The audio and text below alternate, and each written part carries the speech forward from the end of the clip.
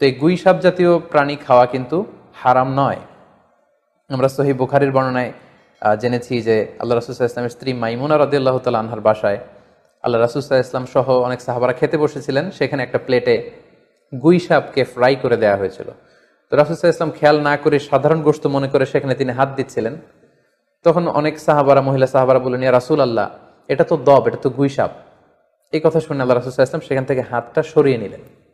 তো এই দৃশ্য দেখে খালিদ ইবনে ওয়ালিদ রাদিয়াল্লাহু তাআলা আনহু জিজ্ঞেস করলেন, ইয়া রাসূলুল্লাহ, গুই সাপ খাওয়া কি হারাম?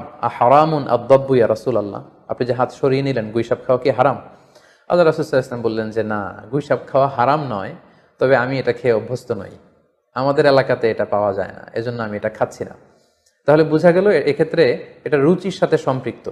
সো গুই সাপ হালাল বলে যে গুই সাপ আমাদেরকে খেতে হবে, সান্ডা আমাদেরকে খেতে হবে, এমন কোনো কথা নেই। আপনার যদি রুচিতে কুলায় আপনি খাবেন, আর রুচিতে